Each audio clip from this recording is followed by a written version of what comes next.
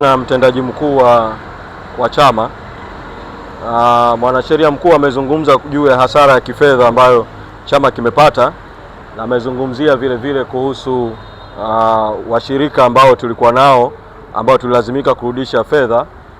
Sisi Chadema tulikuwa na ushirikiano na chama kimoja cha nje ambacho tulikuwa na mradi wa muda mrefu kidogo wa kujenga uwezo kwa wanawake maeneo mbalimbali ya nchi na masuala ya jinsia, na mradi huu ulikuwa unatekelezwa Tanzania bara na Tanzania Zanzibar. Kwa Tanzania kwa ujumla wake, Tanganyika na Zanzibar. Kwa hiyo kipindi ambacho tumewekewa zuio ni kipindi ambacho tulikuwa tunaendelea na mradi, na kwa mkataba tuliokuwa nao bado hata tulipokuwa kwenye zuio walikuwa bado wanaingiza fedha kwenye akaunti, na mpaka ilipofika mwezi Disemba tulikuwa na pesa ambazo ukizigeuza kwa pesa za Tanzania jumla ni shilingi milioni 918 za Kitanzania.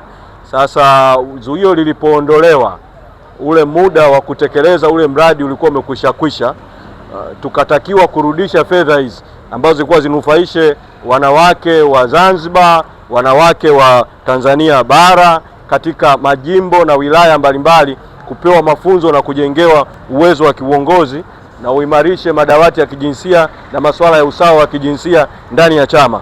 Kwa shilingi milioni 918 ikawa ni hasara ya moja kwa moja ya fedha taslimu. Katibu mkuu kasaini cheki kuzirudisha hizo pesa, na sio hasara kwa Chadema, hasara kwa Tanzania, kwa sababu washirika wetu wa kimaendeleo wanahesabu hizi ni pesa ambazo Tanzania imesaidiwa kwenye masuala ya demokrasia yanayohusu viongozi wanawake, lakini hawa watu walisababishia hiyo hasara kubwa. Hiyo ni sehemu ndogo tu. Hizo milioni 918 ni sehemu ndogo tu ya hasara za kifedha, hasara za mali, hasara za kisiasa ambazo zuio lile la awali la siku 309 lilikigharimu chama. Katika hatua mwafaka tutazungumza kuhusu hizi hasara zaidi. Sisi tulitarajia katika mazingira ya kawaida hawa waliosababisha hii hasara, kama wangekuwa kweli ni wanachadema na wana maslahi na Chadema, baada ya hasara yote hiyo walisababisha, wangeacha kusababisha hasara zaidi kwa chama na madhara zaidi kwa chama. Na mwanasheria mkuu amezungumza kuhusu msingi wa madai yao kwenye maeneo ambayo ameyazungumza, lakini kuna eneo moja ambayo ni vyema nikaliongeza au mawili ambayo yako kwenye madai yao. Wamedai kwamba Chadema inatoa kauli zenye ubaguzi wa kidini, zenye ubaguzi wa kijinsia, zenye ubaguzi kati ya Tanganyika na Zanzibar, lakini ndani ya madai yao hawajazitaja hizo kauli ni zipi na zimesemwa na nani, wapi. Wamedai vile vile kwamba Chadema kama taasisi inatoa kauli ambazo zinatishia uwepo wa muungano kati ya Tanganyika na Zanzibar, zinatishia kimsingi muungano wa Tanganyika na Zanzibar, lakini ndani ya madai yao hawajaandika hizo kauli zinazotishia muungano au maamuzi yanayotishia muungano yaliyofanywa na Chadema au yaliyotolewa na Chadema yamefanyika wapi, lini, kauli zimetolewa na nani, wapi. Hamna kabisa kwenye madai yao. Wametoa tu madai ya ujumla kuhusu masuala hayo makubwa, na dhamira ya kuyaingiza hayo madai yote humo ndani ya namna hiyo ni kwa sababu wanajua kwamba ndani ya sheria ya vyama vya siasa kuna makatazo yametajwa na yaliingizwa kwenye marekebisho ya sheria ya vyama vya siasa mwaka 2019 ambayo yalimpa mamlaka msajili na kinga kubwa, na yakaweka mambo ambayo yanaweza kufanya msajili ama asitishe usajili wa chama au akifute chama cha siasa.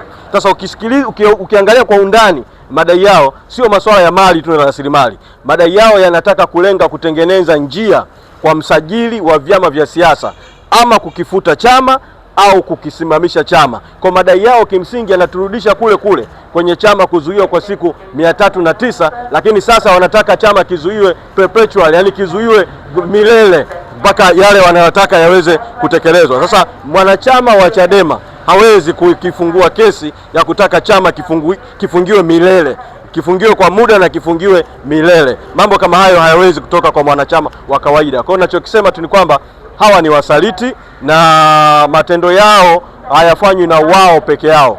Matendo yao yanafanywa na watu wengine walioko nyuma ya pazia, ambapo kwenye kiapo cha marehemu Maulida Anna Komu ambaye baadaye akashinikizwa kuja kukikana mahakamani, ilionyesha kabisa kwamba kesi hii ina shinikizo la mfumo, na alitoa maelezo mengi sana katika mazungumzo na wakili na mazungumzo na viongozi wetu wa chama waliomwona.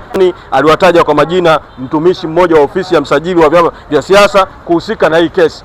Kwa sababu hiyo, narudia rai niliyoitoa mwanzoni wakati kesi ya awali inafunguliwa. Kwa kuwa kesi imefunguliwa tena, walio nyuma ya pazia kwenye kesi hii wahakikishe kwamba wanawatuma hao waliowatuma kufungua hii kesi, waiondoe hii kesi mahakamani, kwa sababu katika mapambano mahakamani na nje ya mahakama dhidi ya kesi hii, sisi kama taasisi hatutashughulika na Said Issa na mwenzake peke yake, tutashughulika na yeye na wanaomtuma na wanaomtumia. Na nihitimishe katika hatua hii kutumia fursa hii vile vile kuiomba mahakama na kutoa mwito kwa mahakama. Tarehe 11 ilikuwa kesi ya mwenyekiti Lissu isikilizwe, na ghafla tu ikaahirishwa mpaka tarehe 3 mwezi wa 7. Mahakama kama chombo cha umma cha juu kabisa cha kutenda haki kwa mujibu wa katiba ya nchi ibara ya 107, na haki ikatendeka bila kufungwa na masharti ya kiufundi, na haki ikaonekana ikitendeka, bado ina wajibu wa kuueleza umma wa Tanzania, na ni vyema vyombo vya habari mkawafuata watendaji wa mahakama. Na kufanya hivi, sisi hatuingili mahakama wala nyinyi hamtaingilia mahakama. Watoe maelezo kwa umma ni nini kilifanya kesi ya mwenyekiti Lissu katika dakika za mwisho kabisa za kuelekea kusikilizwa kwa kesi tarehe 11 mwezi Juni ikaondolewa na kupelekwa tarehe 3 mwezi wa 7. Hili jambo bado kunahitajika kauli kwa umma ya mahakama juu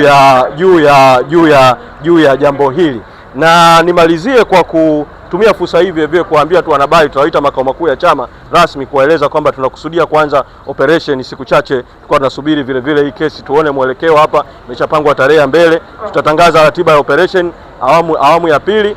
Lakini tunajua kwamba leo bungeni kuna mjadala unaendelea wa bunge baada ya kusomwa kwa bajeti iliyosomwa tarehe 11 mwezi Juni, siku ambayo ndio ilikuwa mwenyekiti Lissu apelekwe mahakamani.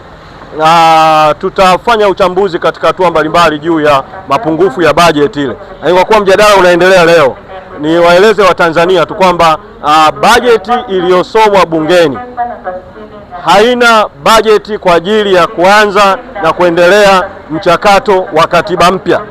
Sisi Chadema tunaamini kipaumbele kikuu cha nchi baada ya matatizo makubwa ambayo nchi yetu ilipata tarehe 29 Oktoba na siku zinazofuatia, kipaumbele kikuu kwa nchi sasa kinapaswa kiwe katiba mpya. Kwa kama jambo la haraka sana katika bunge linaloendelea na sasa hivi, pamoja na kuwa ni bunge haramu, ni bunge batili kutokana na uchaguzi, lakini kwa sababu bado wanakalia viti, wahakikishe kwamba bajeti ya katiba mpya imeingizwa ili mchakato wa katiba mpya uanze mwaka wa fedha unaoanza tarehe 1 mwezi Julai mwaka 2026. Lakini vile vile bajeti hiyo haijatii kiu ya wananchi, ambayo vile vile ilikuwa ni azimio la kamati kuu ya Chadema kwamba kushushwe kodi ya mafuta, kushushwe tozo za mafuta ili bei za bidhaa zishuke, ugumu wa maisha upungue kwa wananchi. Jambo hilo la tozo na kodi kwenye mafuta kushushwa halipo kabisa katika bajeti. Kwa tunataka wananchi tu waikatae hii bajeti kabisa, kwa sababu haijajali maslahi yao na watake yale ambayo wanayataka yafanyike. Tunawashukuru sana, asanteni sana.